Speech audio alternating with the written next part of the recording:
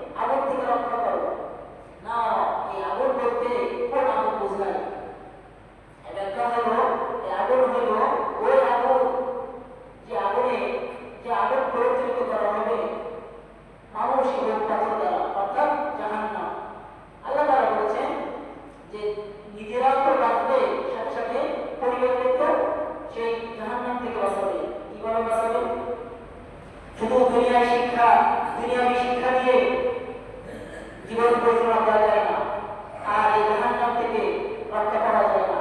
জাহান্নাম থেকে রক্ষা পাইতে হলে সর্বপ্রথম আপনাকে আল্লাহর দেওয়া বিধান সম্পর্কে জানতে হবে এবং সেই অনুযায়ী আমল করতে হবে। কোরআন শিখতে জানতে হবে। কোরআন যদি আপনি না জানেন, কোরআন যদি করতে না পারেন, তাহলে বড়ই দুর্ভাগ্য। কারণ এই কোরআন তার কিয়ামতের পরে আপনাকে আপনার জন্য সুপারিশ করবে। সুতরাং এই কোরআন সম্পর্কে নিজেও জানবো এবং নিজের পরিবারকেও জানাবো ইনশাআল্লাহ। আর সন্তান, যাদের সন্তান আছে, সন্তান একটা আল্লাহর দেওয়া বড় নিয়াম, আমানত। আল্লাহ তাআলা আমাদেরকে সন্তান দান করেছেন, শুধু সন্তান দিছে এর ভিতরে থাকতো এটা নয়। এই সন্তানকে কিভাবে লালন পালন করবেন, কিভাবে প্রতিপালন করবেন, কিভাবে কোন শিক্ষা দিবেন, সে সম্পর্কে আল্লাহ রাসূল সাল্লাল্লাহু আলাইহি ওয়াসাল্লাম বলেছেন, কুল্লুকুম রাঈন ওয়া কুল্লুকুম মাসউলুন আন রাঈয়াতিহি। তোমরা প্রত্যেকেই দায়িত্বশীল এবং প্রত্যেক দায়িত্বশীলকে তার অধীনস্থ সম্পর্কে জিজ্ঞাসাবাদ করা হবে ওই কাল কিয়ামতের ময়দানে। অধীনস্থ কারা? আপনি পিতা, আপনার ছেলে, সন্তান, স্ত্রী, এরা হলো আপনার অধীনস্থ। এই অধীনস্থ সম্পর্কে আপনাকে জিজ্ঞাসাবাদ করা হবে যে আপনার অধীনস্থ কোরআন পড়তে পারছে কিনা, কোরআন শিখছে কিনা, আল্লাহর বিধান অনুযায়ী জীবন পরিচালনা করছে কিনা, এই বিষয় সম্পর্কে আপনাকে জিজ্ঞাসাবাদ করা হবে ওই কাল কিয়ামতের ময়দানে। সুতরাং আমরা চেষ্টা করব যে আমাদের সন্তানদেরকে দুনিয়াবী শিক্ষা আগে দ্বীন শিক্ষা, ইসলামী শিক্ষা, কোরআন হাদিস সম্পর্কে অবগত করা।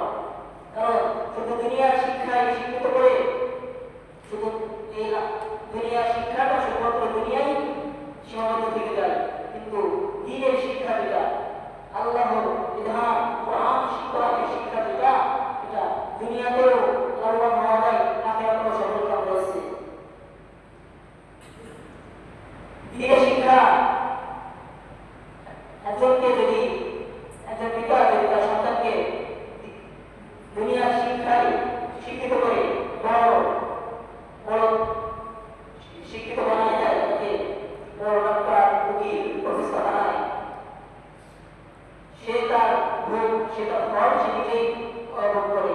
যেমন আপনারা সবাই একটা খবরে জানেন যে ঢাকায় একজন মা, একজন গৃহিণী মা 7 দিন যাবত একটা ফ্ল্যাটে মরে পড়েছিল।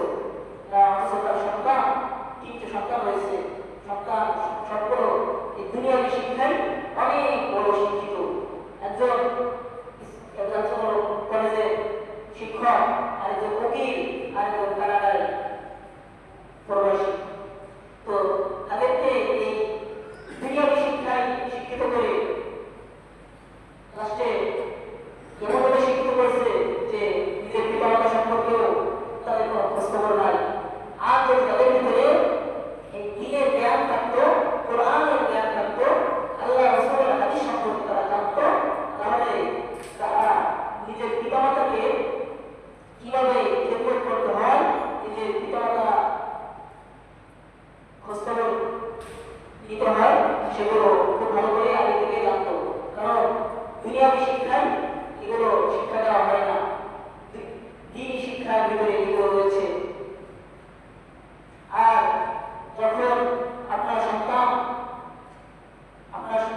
সন্তানের বয়স যখন 7 বছর বয়স হবে, তখন আল্লাহ রাব্বুল আলামিন বলেছেন, ওয়াকুর আহলাকা বিসসালাতি ওয়াসতাবির আলাইহা। তুমি তোমার পরিবারকে নামাজের আদেশ দাও, ওয়াসতাবির আলাইহা, এবং তার উপরে অটল থাকো, দৃঢ় থাকো। এই আদেশ দেওয়াকে বন্ধ করো না, নামাজের আদেশ দাও। আল্লাহ রাসূল সাল্লাল্লাহু আলাইহি ওয়াসাল্লাম বলেছেন, মুরু আওলাদাকুম বিসসালাতি ওয়া হুম আবনাউ 7 সিনিন। যখন তোমাদের সন্তানের বয়স 7 বছরে পরিণত হয়, তখন তোমরা তাদেরকে নামাজের আদেশ দাও এবং এই আদেশকে জারি রাখো। এরপরে তারা যদি নামাজের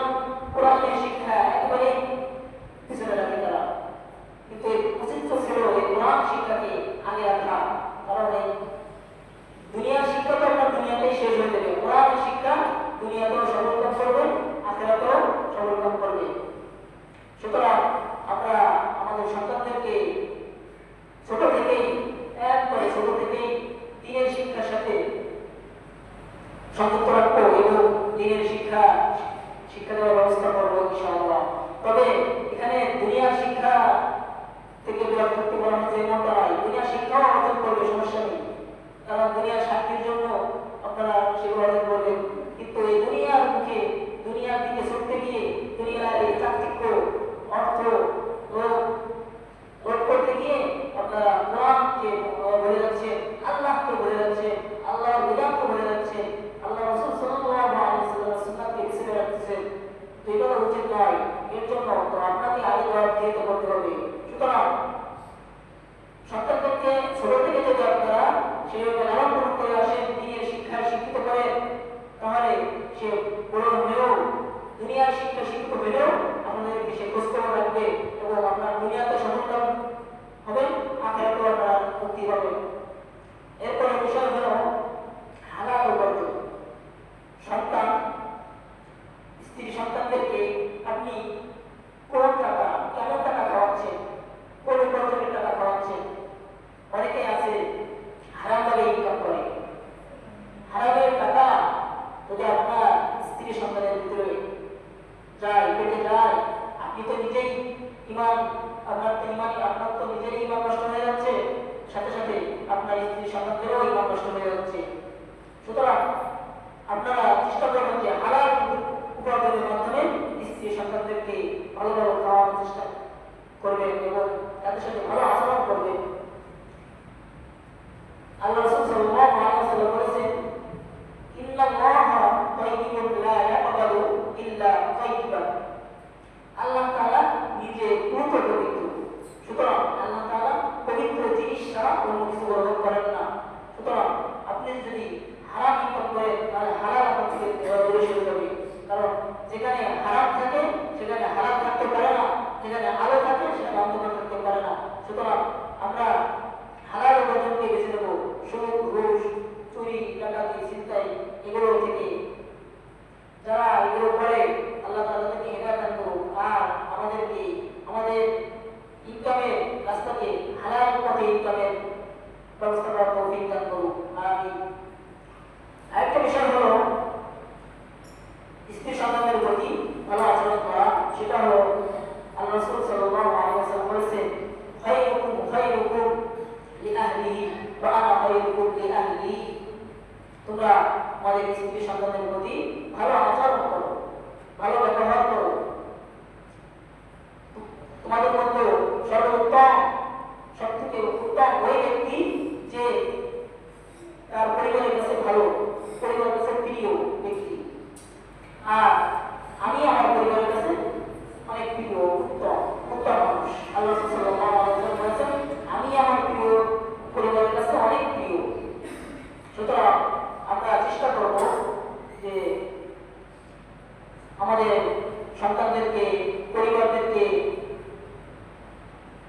একবারে ছোট থেকেই কোরআনের শিক্ষা, আল্লাহর বিধান অনুযায়ী কিভাবে চলতে হবে এগুলো সবই রয়েছে কোরআনের ভিতরে, আল্লাহ রাসূলের হাদিসের ভিতরে। সুতরাং ছোট থেকেই কোরআনের শিক্ষা শিক্ষিত করব।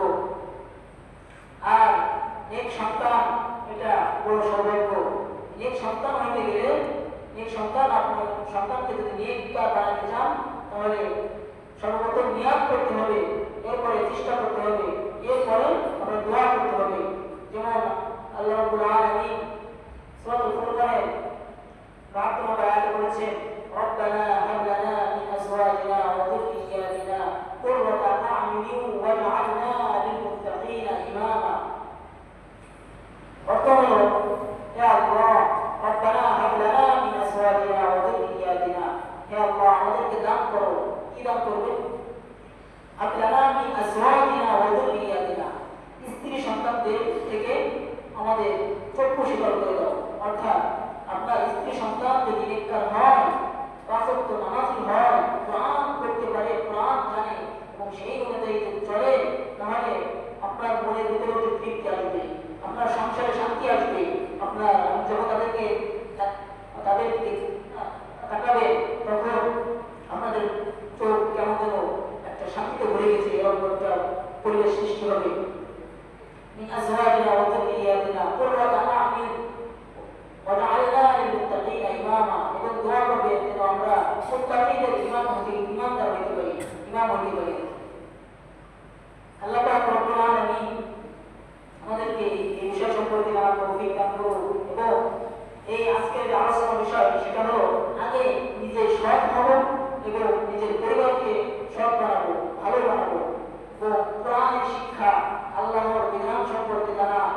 জন্য ব্যবস্থা করবো, চেষ্টা করবো। আলহামদুলিল্লাহ আমাদের